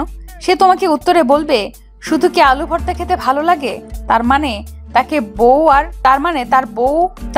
তাকে বউ আর ভালো লাগছে না। এখন প্রশ্ন আসতে পারে, হাতুড়ি ভাই, বউয়ের কাছে যদি আসল তৃপ্তি যদি পাওয়া যায়, তাহলে বউ রেখে অন্য মহিলার সাথে কেন এমনটা করছে? এই প্রশ্নের উত্তরে আমি বলবো, কুত্তাকে যতই গোস্ত পোলাও খাওয়ানো হোক তবুও তাকিয়েই দেখবে তুমি 1 হাত জিব্বা বের করেই কারণ আমি কুত্তাকে বললাম, কিরে কুত্তা, বিয়ে বাড়িতে এত গোস্ত পোলাও খাওয়ানো হলো, তারপরেও দেখছি তোর জিব্বা 1 হাত বের হয়ে আছে। কুত্তা আমার প্রশ্নের জবাবে বলল, হুজুর যতই গোস্ত ভাত খাই না কেন আমার শান্তি হবে না, কারণ অরিজিনাল জিনিস না খাইলে শান্তি পাবো না। আমি বললাম, কোন অরিজিনাল জিনিস? কুত্তা উত্তরে বলল, পায়খানা। আপনারা দেখবেন কুত্তার জিব্বা পায়খানা না খাওয়া পর্যন্ত শান্ত হয় না। সমাজে 2 পাওয়ালা কিছু কুত্তা আছে, ওদের যতই 2-3টা হালাল স্ত্রী থাক না কেন, পরের বউয়ের কাছে না গেলে এরা শান্তিই পায় না। কেন শান্তি পায় না জানেন? কারণ সে 2 পাওয়ালা কুত্তা। হারাম জিনা না করলে এরা শান্তি পায় না। কারণ শান্তি পায় না এই জন্য তারা দেখতে মানুষরূপী, ভেতরে আছে কুত্তার চরিত্র, আর কুত্তা কুত্তাই থেকে যায়। কখনো মানুষ হয় না। কুত্তা যেমন বিয়ে ছাড়া কার্তিক মাসে রাস্তাঘাটে মোহাব্বত করে, ঠিক তেমন কিছু 2 পাওয়ালা শিক্ষিত কুত্তা আছে। এরা পার্কে, অফিসে 14ই ফেব্রুয়ারির দিন গাছের জোড়ায় বিয়ে ছাড়া জোড়ায় জোড়ায় লেগে থাকে। আল্লাহ হেফাজত করুক। ডাক্তারের টিম পৌঁছে গেল। খুব সুন্দর জায়গা, পাহাড়ি এলাকা, হালকা কুয়াশা। বিভিন্ন জায়গা থেকে লোক আসে বেড়াতে। জাফরি ছাদের উপর বসে আছে। বসে থেকে আল্লাহর সৃষ্টি দেখছে। কত সুন্দর পাহাড়, কত সুন্দর জায়গা। নাসরিন এসে বলল, চল রে। জাফরি আর নাসরিন বের হয়েছে। দুজনের হাত মোজা পা মোজা পরা পরিপূর্ণ পর্দার সহিত তারা বের হয়েছে। একটু আশেপাশে ঘুরতেছে। তাদের সাথে আর কয়েকজন মেয়ে যোগ দিল, মোট 6 জন। তারা গল্প করছে আর হাঁটছে। জাফরি কিছু বলছে না, চুপ করে আছে। কিরে জাফরি, চুপ করে আছিস কেন? মন খারাপ নাকি? না তো, তোদেরই গল্প শুনছি। তুই যাই বল রে, প্রায় কয়েক বছর ধরে তোকে আমরা ভালো মতো হাসি খুশি দেখতে পাই না। আগে জাফরিকে আমরা খুঁজে পাই না। কত হাসি খুশি, কত কিছু ড্রামা করতিস, কিন্তু এখন দেখ জাফরি, যা হবার হয়ে গেছে রে। উনি যদি বেঁচে থাকতেন ঠিক আসতেন। 7 বছর হয়ে গেল, কোথায় আছে নাকি মরে গেছে কিছুই জানিস না। কি দরকার নিজেকে এইভাবে কষ্ট দিতে? আমরা জানি তোর হুজুর ছেলে খুব পছন্দ, কিন্তু আরো অনেক ভালো হুজুর আছে, তাকে বিয়ে করে নিতে পারিস। তোদের বলা কি শেষ? আমরা আর কি বলবো, তোর ভালোর জন্যই বললাম। শুনে নে, আমার মন বলে হুজুর কোথাও আছে। নিশ্চয়ই আল্লাহ একদিন দেখা করিয়েই দেবে। তুই পারিসও বটে। বিকেল বেলা জাফরি তাকিয়ে দেখছে ক্যাম্পাস, একটা খেলার মাঠ। সেখানে অনেক বাচ্চারা খেলাধুলা করছে। জাফরি তাকিয়ে দেখছে, ছোট্ট বাচ্চাদের মধ্যে একটা বাচ্চা দেখা যাচ্ছে। 6-7 বছরের বাচ্চা হবে হয়তো। জাফরি সেই বাচ্চাটার দিকে তাকিয়ে আছে, কারণ বোরকা পরা, হাত মোজা পা মোজা পরা, মুখ ঢাকা আছে। জাফরি আকর্ষণীয় ভাবে তাকিয়ে আছে বাচ্চাটার দিকে। বাচ্চাটা খেলাধুলা করছে। জাফরি এক ধান্দায় দেখছে। হঠাৎ বাচ্চাটি পড়ে গিয়ে কান্না শুরু করে দিল। অন্য বাচ্চারা খেলতেই আছে। জাফরি বাচ্চাটার কান্না দেখে দৌড়ে গিয়ে বাচ্চাটাকে টেনে তুলল। বাচ্চাটা কান্না করতেই আছে। জাফরি বোরখার উপর দিয়ে চোখের পানি মুছে দিল। পাশে একটা দোকান, সেই দোকানে বাচ্চাটাকে নিয়ে গিয়ে কয়েকটা চকলেট কিনে দিল। বাচ্চাটার কান্না থেমে গেল। আচ্ছা আম্মু, তোমার নাম কি? আমার নাম খাদিজাতুল কুবরাহ। খুব সুন্দর নাম তো। আচ্ছা, তুমি যে এত ছোট অবস্থায় বোরকা পরে বের হয়েছো, হাত মোজা পা মোজা পরেছো, তুমি তো এসব খুলে খেলাধুলা করতে পারতে। আন্টি, তোমার চকলেট তুমি ফেরত নাও, তোমার ইমাম ঠিক নাই। বাচ্চার মুখে এমন কথা শুনে জাফরি চমকে গিয়ে বলল, আচ্ছা তুমি কি করে বুঝলে আমার ইমান ঠিক নাই? কারণ তুমি আল্লাহর ফরজ বিধান ছেড়ে দেওয়ার জন্য আমাকে উপদেশ দিচ্ছ, এই জন্য তোমার ইমান ঠিক নাই। তুমি খুব পচা, খুব বাজে। ও, আমি খুব পচা তাই না? আমি কিভাবে আল্লাহর ফরজ বিধানকে ছেড়ে দেওয়ার কথা বললাম বলো তো? তুমি কি আল্লাহর কোরআন পড়োনি? হ্যাঁ পড়েছি তো।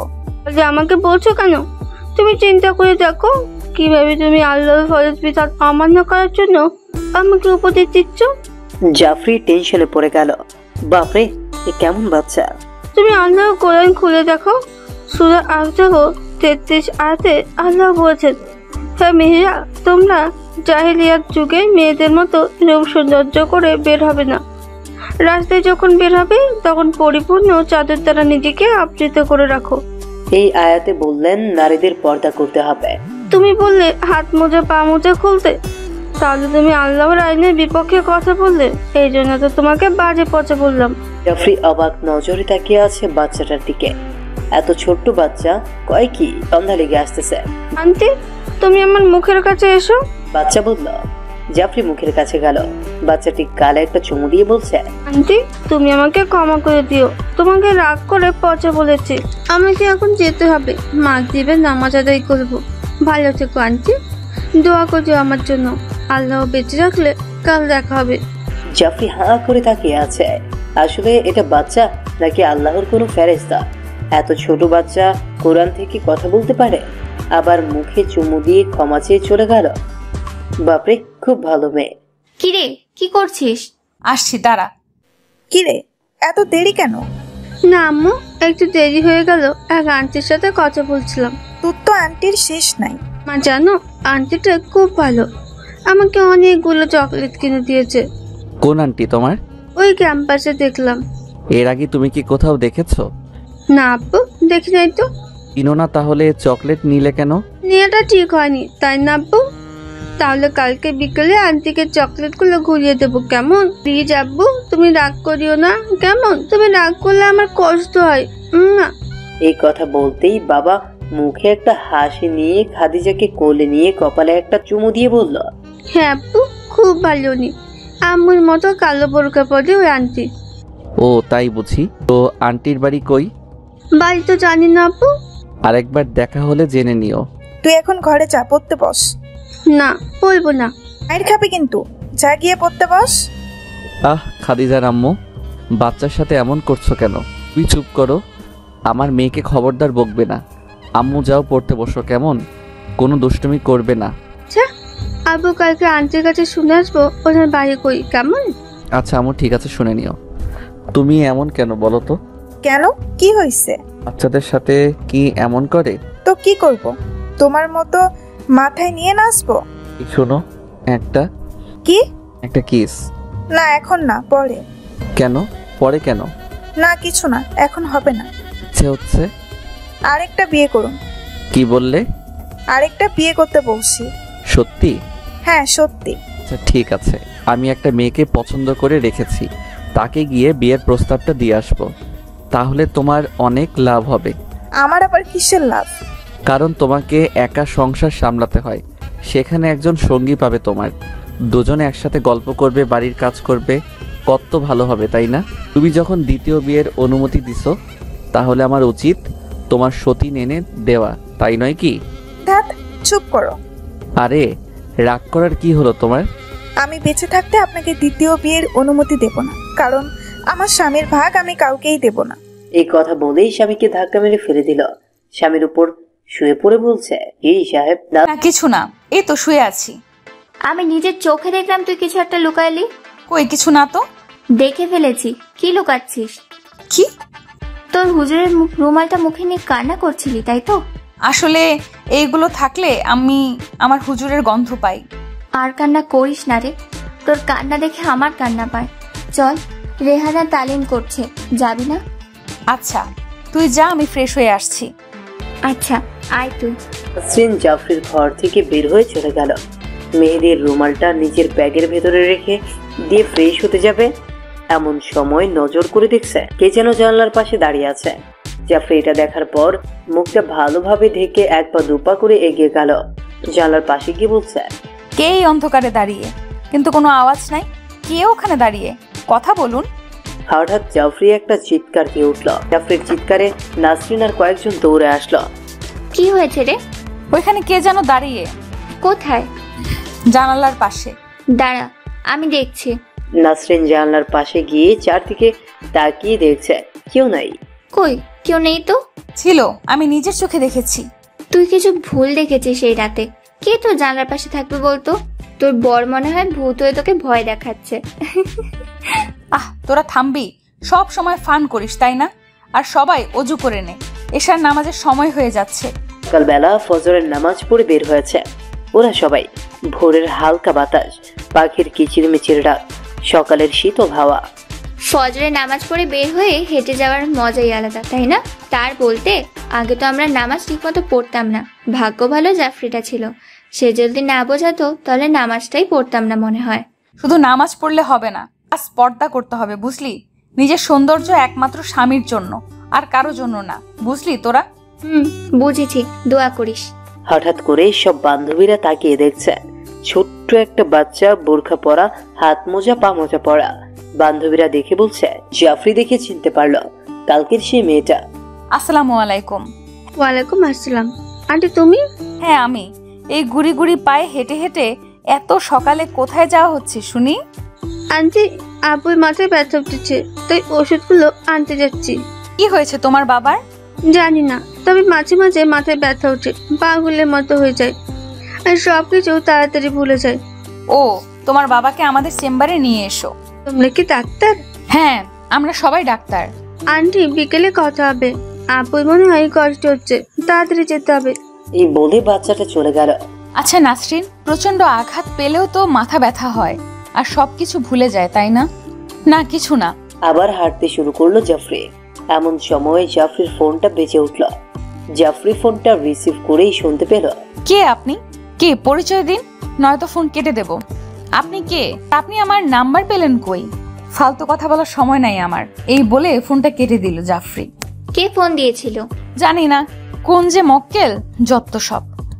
জাফরিকে আবার ফোন দিল। জাফরি ফোনটা কেটে দিল। দেখ কোথা থেকে যত সব জাফরিকে ফোন দিল। জাফরি ফোনটা রিসিভ করতেই বলল, ফোনটা কেটে দিলে কেন? আপনি কে ভাই যে আপনার সাথে কথা বলতে হবে? কে কে আপনি? নয়ন আপনি? প্লিজ ভাই আমার পিছু ছেড়ে দেন। এত সহজে ছেড়ে দেব? তোর কারণে আমাকে জেলে থাকতে হয়েছে। তোকে এখন সুযোগ দিচ্ছি, আমাকে বিয়ে করবে কিনা বল। আরে যেই লোকটা মারা গেছে তাকে ভুলে যা। আমার হুজুর যে মারা গেছে আপনি শিওর কিভাবে হচ্ছেন? বেশি প্রশ্ন করবি না, আমাকে বিয়ে করবি কিনা বল। না, করব না। কখনো ফোন দেবেন না আমায়। ছি, লজ্জা করে না আপনার? এই বলে জাফরি ফোন কেটে দিল। কেটে দিয়ে হাঁটু গেড়ে বসে পড়লো। কি হলো রে? নয়ন ছাড়া পেয়েছে। কিভাবে? কখন? আর এত তাড়াতাড়ি? জানি না রে, আমার খুব ভয় করছে। ও আমার কোনো ক্ষতি করে বসবে না তো? এত সোজা? ও তো এখানে আমাদের ক্যাম্পাসে ঢুকতেই পারবে না। আপু, এবার কি তোমার মাথা ব্যথা কমেছে? হ্যাঁ মা, কমেছে। আচ্ছা আপু, তোমার মাথাটা ভর্তিটা কিসের দাগ? এত প্রশ্ন করিস কেন? হ্যাঁ, 100 বার বলবো, আমি ছোট থেকে দেখে আসছি। আপু যে যাক। খাদিজার আম্মু, খাদিজা কিন্তু কথাটা মন্দ বলেনি। কিসের দাগ? এটা আমার মাথায়, আর আমার এই দাগের সাইডে ব্যথা করে খুব। আর মাঝে মাঝে মনে হয় আমার কি যেন মনে নেই, কি যেন হারিয়েছি। শুধু এমনই মনে হয়। তুমি শুধু খামাখা ভাবতেছো। কি হারিয়েছো তুমি? এই দেখো, তোমার মেয়ে খাদিজা দাঁড়িয়ে, আর আমি তোমার স্ত্রী। তাহলে কি হারিয়েছো বলো? কিন্তু আমার মাথায় এটা কিসের দাগ, আর এত যন্ত্রণা করে কেন? ওটা কোনো ব্যাপার না। যখন মাথা ব্যথা করবে তখন আমি তোমার মাথায় ফু দিয়ে দেবো, কেমন? তাড়াতাড়ি ভালো হয়ে যাবে। আর আমি চুমু দিলেই নাকি তোমার ব্যথা ভালো হয়ে যায়। তাহলে তোমার এত টেনশন কিসের বলো? তা ঠিক, তাহলে একটু চুমু দাও। আমার ওই দাগে যদি ব্যথাটা তাড়াতাড়ি ভালো হয়ে যায়। লুচ্ছু লোক কোথাকার, দিন রাত বইয়ের আতর উপভোগ করছো, তারপরেও মন ভরে না। এবার স্ত্রীর হাত ধরে বলছে, কি গো প্লিজ একটু চুমু দাও প্লিজ। কি করছো? খাদিজা ঘরে পড়তেছে, যদি দেখে ফেলে সর্বনাশ হয়ে যাবে। হুক। ছাড়ুন তো। না, ছাড়বো না। লুচ্চা লোক কোথাকার, পুরো জিহ্বা আমার মুখে ঢুকিয়ে দিছেন। যদি আপনার জিহ্বায় কাপড় দিয়ে ধরতাম কেমন লাগতো? নিজের স্ত্রীর মুখের লালাও কি একটু খেতে পারবো না? ছি ছি। তে ছি বলার কি হলো? না কিছু না, ছাড়ুন, আমার কাজ আছে। জাফরি আর বান্ধবীরা বসে গল্প করছে। ডাক্তারদের ভেতরে অনেকেই অবিবাহিত, যারা বিয়ে করেনি। ওই জাফরি, কিছু তো কি বলবো? কি বলবি মানে? তোর প্রেমের গল্প বল। আমি কোনোদিন প্রেম করিনি, এইসব রিলেশন করা হারাম। আরে সেটা না রে, তুই তোর বরের সাথে কেমন করে প্রেম করতিস সেটা ক। বান্ধবীরা এই কথা বলতেই জাফরি হেসে উঠল। বান্ধবীরা আবার দৃষ্টিতে তাকিয়ে আছে, কারণ এতদিন পর জাফরির মুখে দাঁত বের করা হাসি দেখছে। যে মেয়েটা পুরো কলেজের বান্ধবীদের মাথায় তুলতো, সেই মেয়েটার 7 বছর ধরে হাসলেও অমন দাঁত বের করে হাসে না। ওয়াও, এতদিন পর প্রাণ খুলে হাসতে দেখে খুব ভালো লাগছে রে তোকে। যা। জাফরি খুশিতে দৌড়ে গেল ক্যাম্পাসের পেছনে একটা গোলাপ ফুল আনতে। আহ, জাফরিকে হাসতে দেখে খুব ভালো লাগছে না রে? তার বলতে? তোরা জানিস, কালকে ওর ঘরে ঢুকেছিলাম। ঘরে ঢুকতে দেখি ওর হুজুরের রুমালটা নাকের সাথে নিয়ে কান্না করছে। ও আমাকে বলল, হুজুরের রুমালটা আর জুব্বাটা থাকলে ও নাকি ওর হুজুরের গন্ধ পায়, তাই ও সবসময় ওসব রেখে দেয়। আমি অবাক হয়ে যাই, একটা মেয়ে একটা ছেলেকে এতটা কিভাবে ভালোবাসতে পারে। সব সময় ওর মুখে স্বামীরই নাম। ঠিক বলেছিস। আজ 7টা বছর হয়ে গেল, তারপরও তোর স্বামীর গুণগান। আজ মেহেদি ভাই মারা গেছে, নাকি বেঁচে আছে আল্লাহ ভালো জানে। তবে আমার মনে হয় মেহেদি ভাই বেঁচে নাই। যদি বেঁচে থাকতো তাহলে ঠিক ওর কাছে আসতো। তুমি ঠিক বলেছিস, কিন্তু এখনো ওকে বোঝাতে পারি না। আরে জাফরি, এত দেরি করছে কেন? এই সুমাইয়া, গিয়ে দেখ তো জাফরি এত দেরি করছে কেন। সুমাইয়া ক্যাম্পাসের পেছনে গেল, কিন্তু জাফরি নেই। চারপাশে খুঁজে দেখলো জাফরি কোথাও নাই, শুধু একটা ছেঁড়া গোলাপ ফুল মাটিতে পড়ে আছে। আহ, কোথায় গেল জাফরি? অবাক কাণ্ড, মেয়েটা কোথায় গেল? ক্যাম্পাসের চারদিকে খুঁজতেছে, জাফরি কোথাও নাই। সুমাইয়া দৌড়ে গিয়ে বলছে, এই জাফরিকে কোথাও দেখছি না। এই কথা শুনতেই নাসরিন উঠে দাঁড়ালো। কি বলিস এসব? হ্যাঁ রে, জাফরিকে কোথাও পাচ্ছি না। মেয়েটাকে একা ছাড়া ঠিক হয়নি। নয়ন যদিও ছাড়া পেয়েছে, আমাদের মনে হয় নয়ন আমাদের আশেপাশে কোথাও আছে। ও যদি জাফরিকে ধরে তাহলে তো বড় বিপদ। এমনিতে নয়ন জাফরির উপর রেগে আছে। জাফরির জন্য ওকে 5 বছর জেল খাটতে হয়েছে। যদিও জাফরির কোনো ক্ষতি করে দেয়, কি করব? নার্সিং ক্যাম্পাসের সব দায়িত্ব শিল্ডের চরমভাবে বকাবকি শুরু করে দেয়। আপনারা কিসের দায়িত্ব পালন করেন? একটা মেয়ে ক্যাম্পাসের পেছন থেকে উধাও, আর আপনারা কিছু বলতে পারলেন না? ম্যাডাম, আমরা ভিতরে কাউকে ঢুকতে দেখি নাই, আবার কাউকে বাইর হতে দেখি নাই। তাহলে কই গেল? কিসের দায়িত্ব পালন করেন আপনারা? কিরে চেঁচামেচি করছিস কেন? কিরে বদমাস মাইয়া, তুই মানুষ হবি কবে বলতো? কেন, কি হয়েছে তোর? তুই কই ছিলি? তোকে তন্ন তন্ন করে খুঁজছি বদমাস মাইয়া। আমি তো ক্যাম্পাসের পেছনেই। নয়ন জাফরির পিছু পিছু এসেছে মুম্বাই। নয়ন বসে বসে মদ পান করছে। এমন সময় একটা ছেলে দৌড়ে নয়নের কাছে আসলো। কি রে, এত হাঁপাচ্ছিস কেন? মেহেদি এখনো বেঁচে আছে ভাই। কি বলছিস এসব? ঠিক বলছিস। তোর মাথা খারাপ হইছে? এই বলে নয়ন ছেলেটার মাথায় মদ ঢেলে দিল। যত সব আজগুবি কথা বলিস। আবে আল্লাহ, মেহেদিকে তো আমরা খালাস করে দিচ্ছি।